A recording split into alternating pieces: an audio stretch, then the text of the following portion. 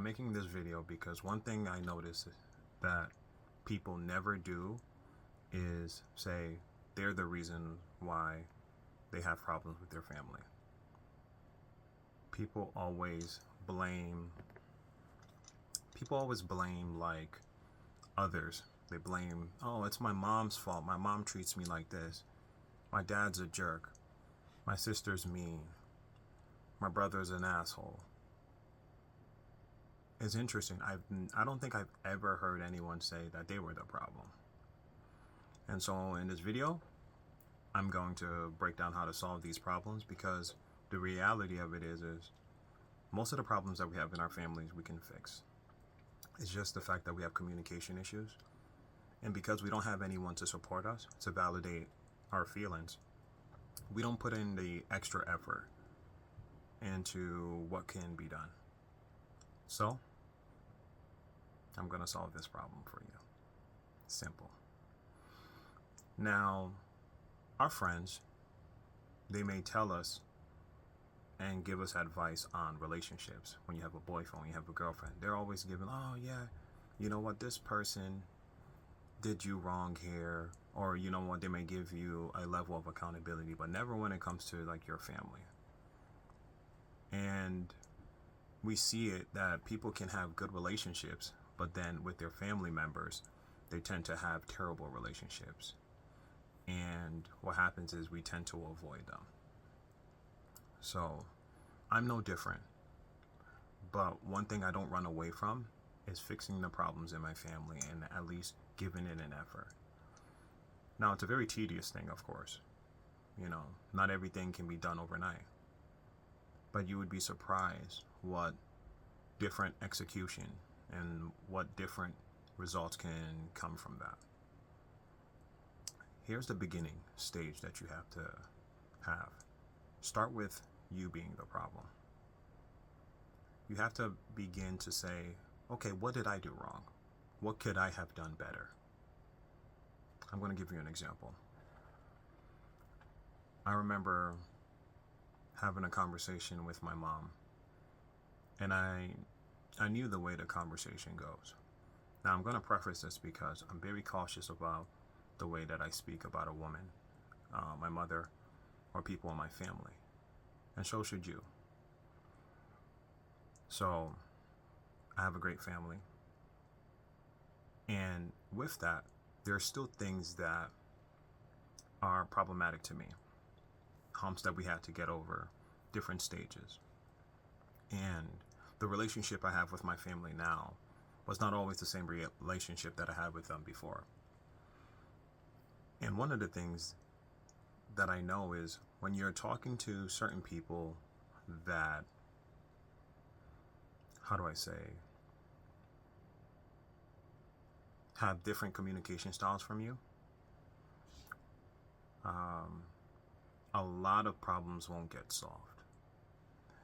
Because what happens is that person will begin to see things their way, and you're seeing things your way. And let's talk about the different dynamics in family. I'm going to start on men and women dynamics. I'll start there first, because that one's much easier for me. With my sister, and I made this decision recently, like over the most recent years, but I decided no matter what, I will always be there for my sister and do whatever it takes to protect my sister. It was just a conscious decision that I made. And this was irregardless of whatever relationship I had with my sister. I said, this is what I'm going to do for my sisters. I have more than one sister. And I made this decision because I thought about it one day and I said, most men are always going to have some level of incentive for why they're going to protect my sisters, or why they're going to do the things that they do for my sisters. And so I said, you know what? I'm going to take it upon myself to be that person, to support them, to be that person when they need me.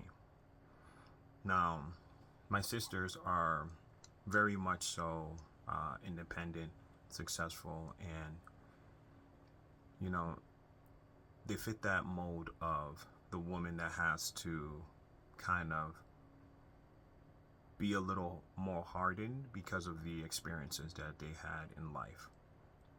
And I know that a lot of people go through this. And so my sister's very, very independent. They can be very independent. And one thing I make sure that I do is I always let them know if anything goes left, they know I'm going to be there.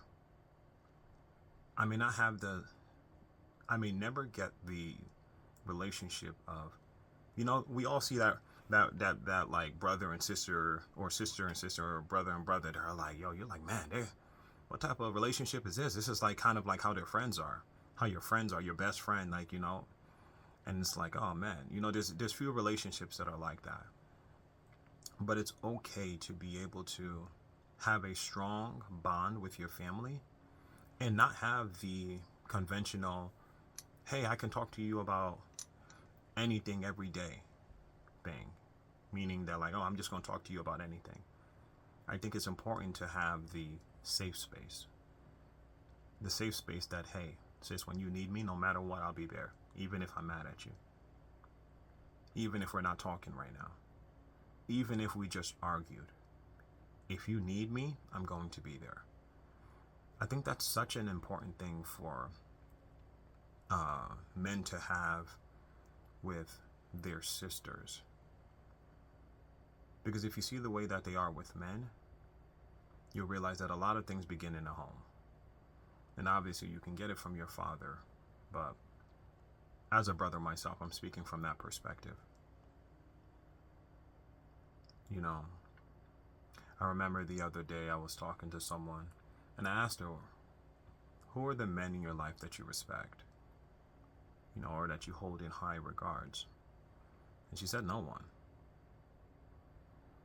And there's a lot of women that say this, despite having older brothers. And this is something that I never want any of the women in my family to ever say to me. Ever. You may fail sometimes when it comes to certain things that you want to do, but I don't think you should ever fail in these types of spaces. And so when I have conversations with my sister, it's not about me being heard or us having some level of understanding. It's, hey, respect me, communicate with me in this manner, or I'm going to just walk away, or I'll leave the situation. But then tomorrow, you want to talk? We can talk. I'll hold no grudges. And I think that is one of the smartest ways to be able to operate. If you go into every one of these relationships scenarios with that level of neutrality, you will have much more peaceful results. And I believe that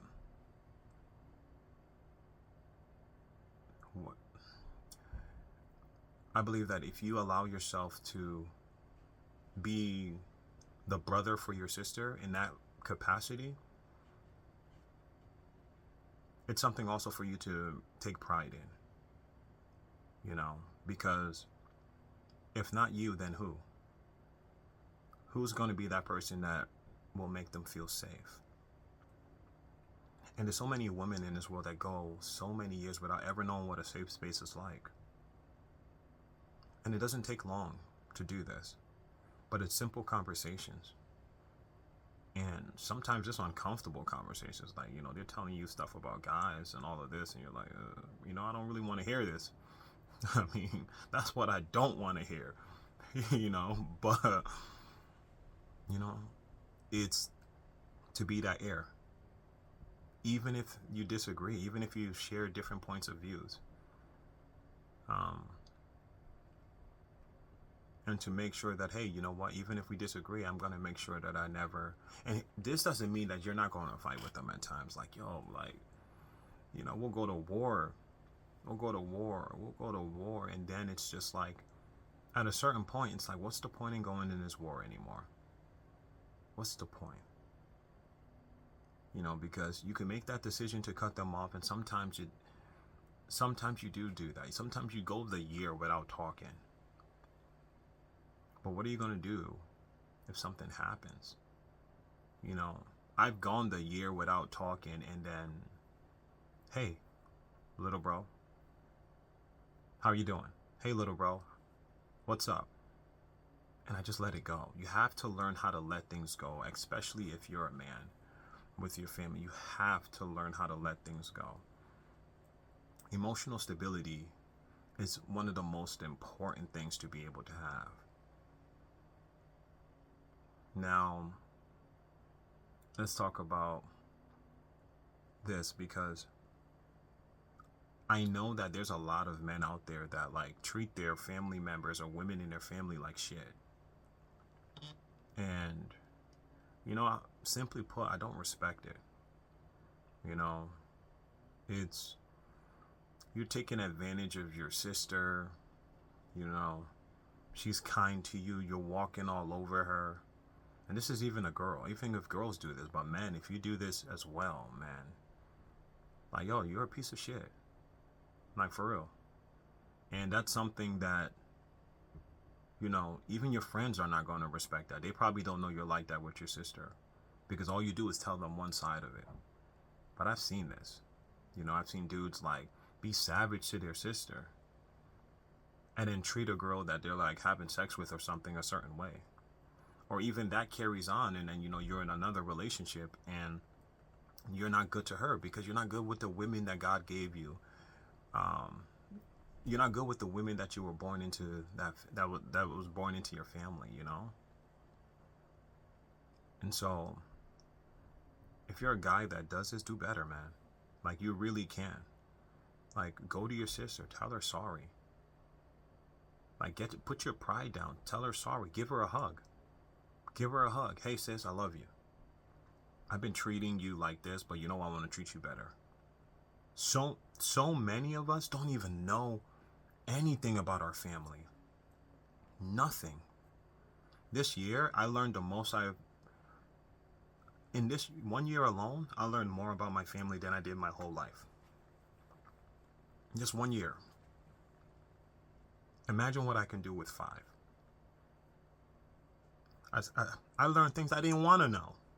I learned things that was shocking to me. But I put forth the effort. And if you're a guy that has like issues with like your sister, cousins, these are the type of like any female relationships in your family outside of like your mother, right? I mean, even your mother, like go that route. And never be comfortable with disrespecting your mom. Never. I understand that disrespect comes at times. Sometimes it comes. Sometimes it shows. And it depends on the type of family that you come from.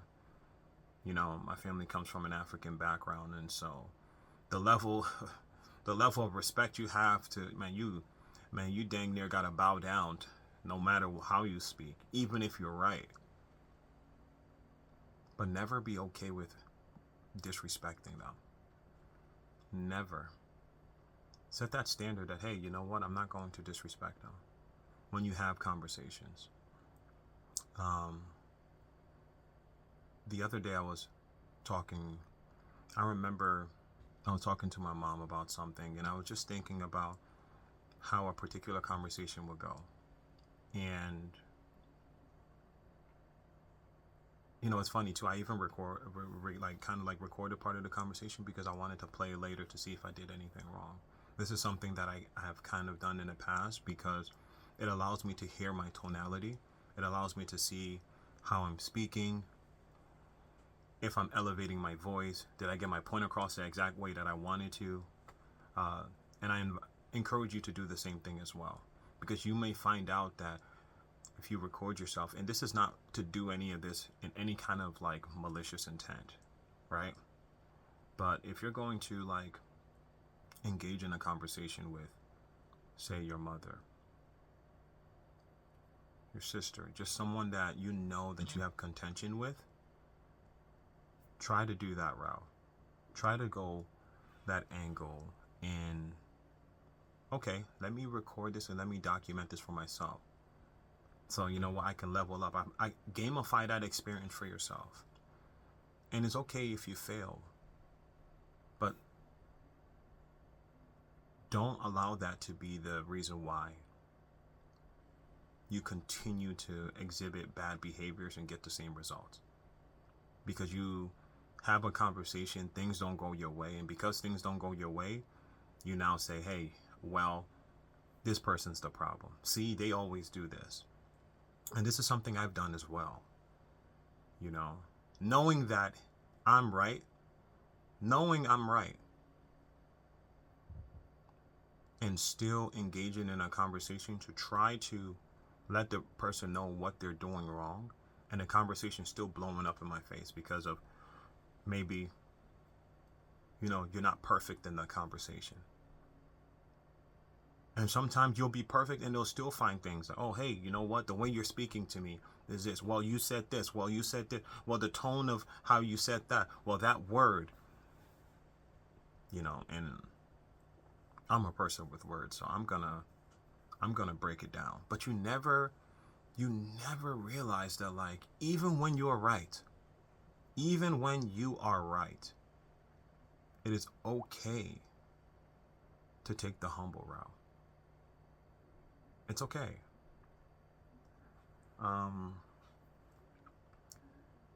Like, I was having a conversation with my mom one time, and man, I'm talking about perfect. I nailed it. And I said something that made her feel a particular way. I won't repeat what it was, but it was something on how I felt about the way that she was with me. And I know that it hurt her in a particular manner. And though I know I said it the right way, it didn't change the fact that she was hurt by it. It didn't change the fact that it sounded like something else to her. And I think that when it comes to just like communicating with our family, we can get lost in that. We can get lost in our feelings and how this feels with us, how this is supposed to feel, and not about how it makes them feel. If you tread close enough to the line, you might as well be on the line from some people's perspectives. So even if you didn't disrespect the person, but they look at this thing and it makes them feel like you disrespected them, you might as well have disrespected them. I remember having a conversation and things didn't go the way that I wanted to. Even if I got an apology, it was just like, I didn't inherently like accept the apology. And I said it. I didn't believe the apology. Then days later, I was just like, you know what? It's important that my mom knows that I love her. That's more important. I can take the loss of things not going my way in a conversation. I can take it. It's okay. Everything doesn't have to go the way that I want it to go. I'm in control of my own emotions. I don't want my mom or women in my family to feel like, oh man, they're hurt by this. Oh, they don't feel appreciated. They don't feel loved. So I made sure I told my mom. I hugged her. You know, and I'm not a hugging type of person, but I hugged her. I said, Mom, I'm sorry for any way that I've ever disrespected you or made you feel like I don't appreciate you. Please forgive me. I'm sorry. You know? And I held her until she made a face that I wasn't sure what was going to happen, whether she was going to cry or not. My mom's not a crier. She's a very, very tough woman. very tough. You know? And she did. She was like, okay. And I just walked away from that. And the thing is, I felt good. Not because it was like, oh, I felt like I did something wrong. No. I didn't like the fact that she was feeling a particular way. And I held myself to a specific standard of, I'm going to be like this, and I can always keep trying again. And you know what? I felt good walking away, knowing that I at least diffused that in her. Not for myself, because you don't need those things, and sometimes you have to do that for that person. So if you're a guy and you're taking, like, look at the women in your life, and, you know, when, like, I remember we used to be in college and we hear girls, oh, I hate my dad. I hate my man. If you're a dad and you have a daughter, you can fix that relationship. If you're a dad and you're married, you can fix that relationship with your wife, man. And these same principles work for all women. I'm telling you. All you have to do is make them feel safe. And when you're having these conversations, it does not help you in ever raising your voice. Very rarely does it help in raising your voice. Look at it like this. If you can use a sequence of words to elicit the same type of response that you want, use that instead of getting emotional and raising your voice. If you challenge yourself to do that, you're going to get better results. Sometimes you do have to raise your voice, but I promise you, 99% of the time you raise your voice. And when I say you raise your voice, I'm talking about like a stern voice. And you know, the voice that you kind of get when it's a little elevated and heightened, but never yelling, never even going on that level, right? But just set it as a standard. Hey, and you know what? I'm not going to raise my voice. Set that standard that, hey, when we're having conversation, I'm going to let you talk without interruption. Okay, let me talk without interruptions. And the second someone feels like you're being disrespectful because you're cutting them off, because I don't like being cut off at all. Take turns. Hey, I didn't like when you did this. Can you please not do that? Be okay with sharing that feeling right there.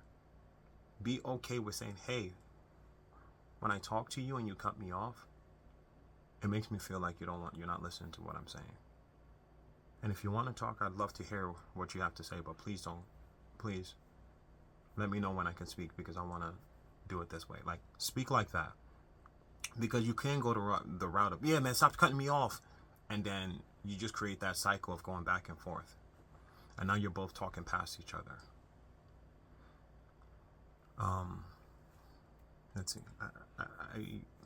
I had a few pointers, or a few things, because I'm just going off the dome in this video. And let's see. Oh yeah. So I remember a conversation I had with one of my buddies, and you know, and he at the time he wasn't one of my. I'll say that, like, our relationship was just kind of like I've known him for a while, but it wasn't someone that I looked to for wisdom or anything, right? But one day I was just talking. I was like, man, I was telling him something that I didn't like. I didn't like about, like, going to someone in my family's house and being around there, because I didn't like it, you know. And he just looked at me and was just like, dude, like, that's their house. Do whatever they say. You know, sometimes you can get so caught up, like, oh man, I'm a grown man, or I'm a grown woman, and no one tells me what to do, no one tells me what to do. But it's like, you're in their home. It's okay. If that's your older brother or sister, like, yeah, just do whatever they're asking you to do. It's okay. You know, and I just remember when he said that, and he looked at me like it was a no-brainer. Like, yeah, homie, like, yeah, just do it. Okay, they want the shoes off when you get in the house. You better take your shoes off. Don't even think anything of it. If they say that every time you do this, make sure that you do that, just do it. And I remember having that conversation. I was like, yeah, Instead of me feeling like that person was just talking to me like I'm a little boy and all of that, it was just like, it was more important for me to just show respect. Instead of hardening my heart and saying, hey, I don't want to be around this person. It's like, all right, no, accept the fact that when I'm around this person or I'm in their household, this is what I'm going to have to put up with. This is what I'm going to have to do. And that's okay. Because when it's your home, you're going to want them to do the same thing. Doesn't mean that they will, though. But you have to hold yourself to a higher standard. And you can. You have to set the standard. Be the one to set the standard. Don't let others set that standard for you.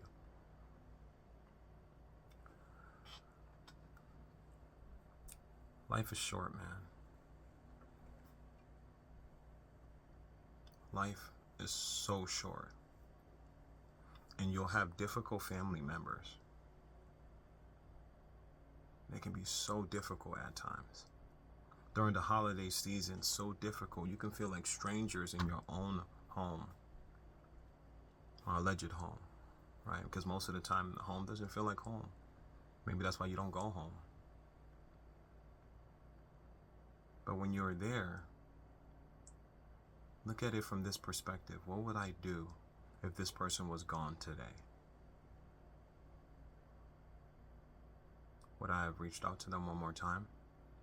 Would I have said sorry? I've lost friends. I've lost family members. Never once have I ever felt, oh man, I wish I could just do this. If you feel that way, then it means that you did something wrong. And we don't get resets in life. But we live as if we do. We don't. Once you're gone, you're gone. And that is the end of whatever commitment you had to that person. The other day, I was around a bunch of men and they asked me what love was. And I said, for me, love is not emotions. It's not the emotional component. And yes, there is an emotional component to it. But I said, to me, love is dedication. Love is commitment. That's what it is to me. It is my commitment to this individual. Whatever I say that I am and what I will do to that person, that's what my love embodies. When a person's gone, that is the end of that commitment. Because it's gone prematurely. Gone. That's why it's loved at that point. Because as I love the things that I do over and over and over again, my commitment to that is my sign of love. And we all have our own perspective on what this is. But if you ever had anyone that passed away, you know. I know a lot of you there. I know a lot of you have lost someone and you regret it. We're always going to be emotional. We'll always have that pain of them leaving. But what about the people that we lose and they're still alive? And what are we doing about it? What can you do about it? I truly believe that you can fix almost any relationship. It doesn't mean that it's worth fixing. But there's so many relationships that we haven't tried enough. We haven't tried a different way. We make it about ourselves.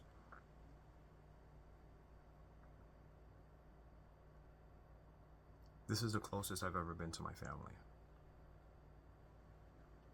To some people, it may be, yeah, you guys aren't close at all. To me, I know the work and I know the amount of time and intentionality that I put into it. I'll give you another example. I'm going to give you personal examples to show you that a lot of this stuff is possible.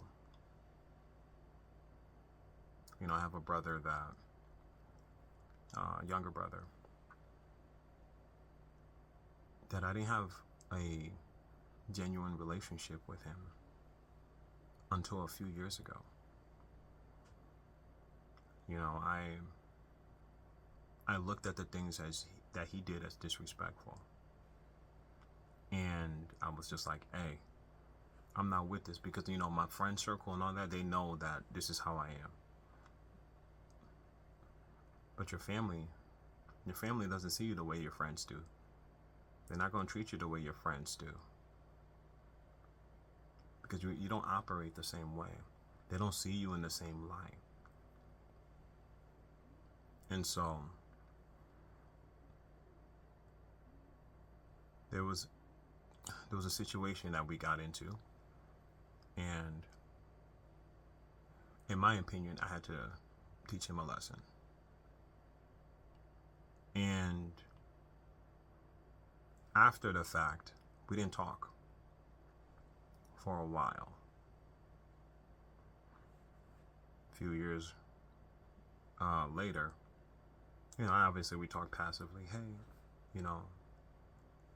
But a few years later, we had a conversation, just a heart to heart. And this is what I said. I said, I'll do anything for you. Anything. But we are not friends. We don't have a relationship like that. I would do anything for you because you're my brother, and I know that hurt him. And see, for me, I was being brutally honest. I didn't intend it to hurt him, but it was the truth. From me and him having that conversation, it was like within a year and a half or two, he would begin to reach out to me. And it went from, why is he calling me? Okay, all right, you know, pick up because does he need something? And he just called to check up on me. And eventually, it became a relationship where, obviously, we're not, like I said, we're not the typical family, and you guys aren't either. You're not going to have the typical relationships, but what happened is we built a relationship. You know, and as a family that takes academia very seriously, and I'm very proud of my brother, you know, going to Ivy League schools, you know, Brown, Harvard, you know, we have intellectual conversations and debates and different perspectives, and respectfully. You know, every now and then we'll have a little tough, and then boom, we just get back into it, because we never let it get out of line. It can get combative at times, but never go into saying things you don't mean, getting overly emotional, because you can't always take words back, and you do not know the way that your words will scar a person in their heart. One thing I always do, and I encourage you to do, is when you call your family, hey, how are you doing? What are you working on? How are you feeling emotionally? Are you doing okay? Is there anything I can help with? Keep digging. Ask them about the relationships that matter. That usually gets them. Got a girlfriend? Got a boyfriend? Oh, you're in school? Okay, how's your classes? Get them to the point that they begin to start saying more words than you. That's when you can start building a relationship based off of that. Your conversation can just be on that. But you have to start somewhere. You got to keep trying. You got to gamify trying to fix that relationship. And there's so many people that will say, oh, I don't care about, I'm telling you, most of those people are weak. They're weak. Don't listen to those people. Because we all need a community. And when you see that the world is the way that it is because of the fact that too many people are being told that, hey, if they don't do this, like, yo, there's people that'll kick somebody. They will disown their family because of different political views. Do you know how ridiculous that is? Ridiculous. And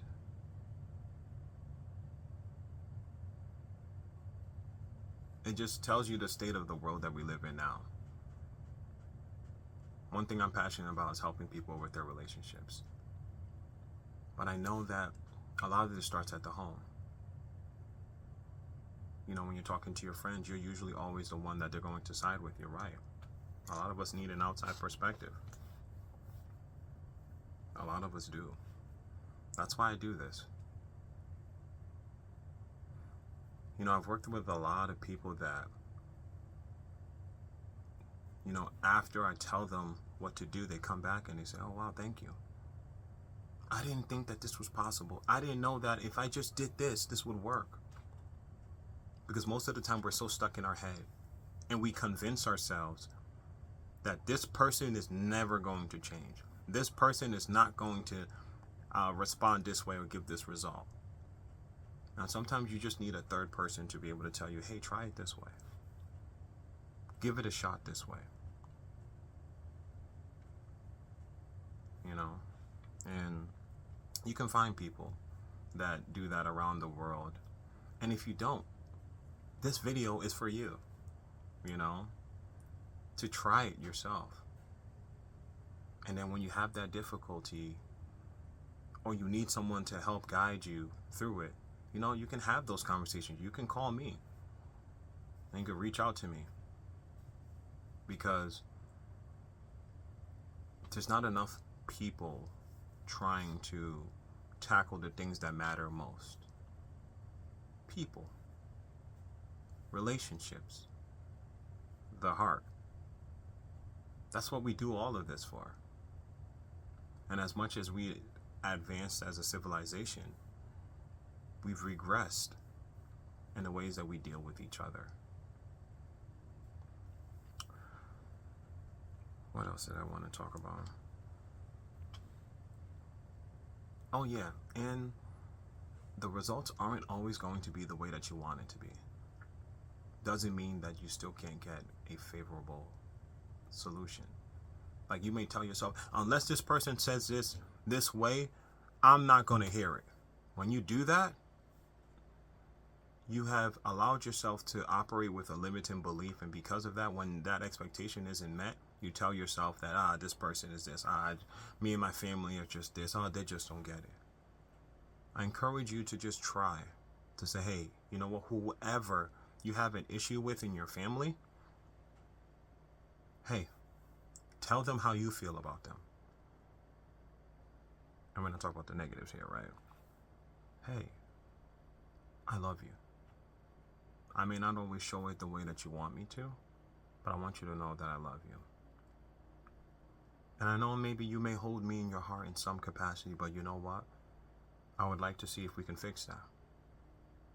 I would like to see that in the areas that I mess up in my conversations with you, I can be better. Would you like to give that a chance? Boom. Stuff like that. Instead of always being heightened, always just being combative and then just saying, yeah, you know what? It's them. They're the problem. You're the problem. Have that perspective. You're the problem. They're not always going to come to you and say sorry. They're not. And even if they say they're sorry, you don't know the ways that they might say sorry and just like they expect you to just accept it. So you have to allow yourself to be emotionally stable. Losing relationships can cost you a lot. It can cost you divorces. It can cost you your children. It can cost you security and safety. We see it in the world. Look everywhere around you. Everyone has these issues. And I wanted to make one video because I know that if anyone watches this video, it will help them. It will help them. Even in the most crazy of situations. As I said, I'm being very selective of the things that I say, but I assure you,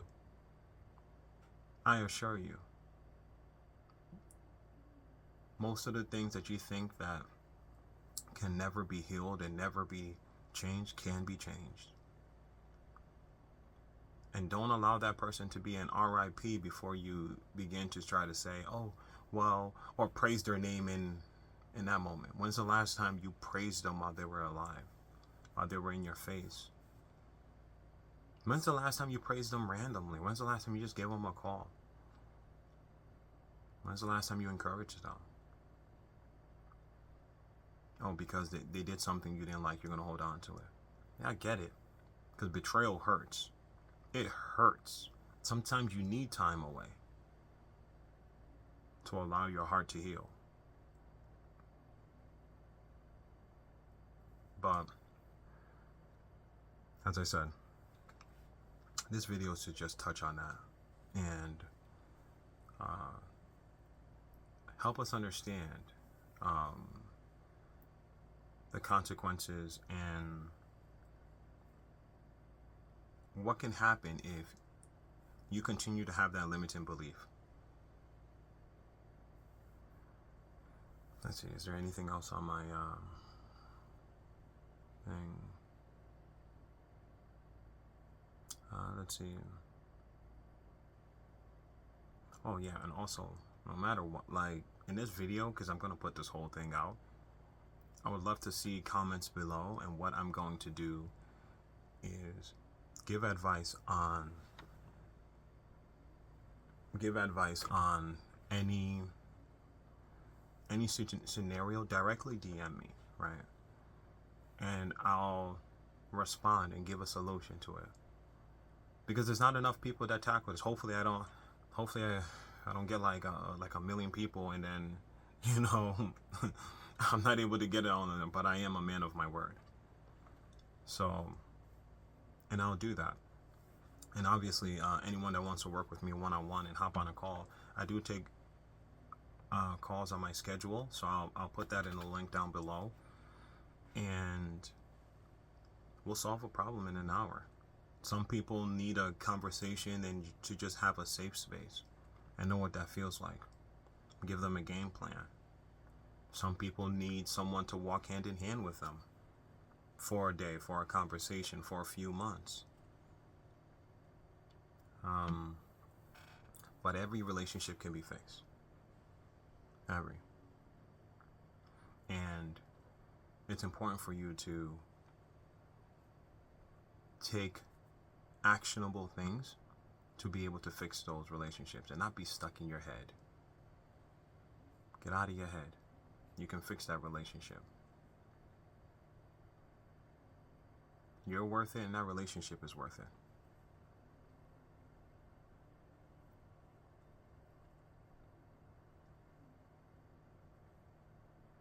Yeah.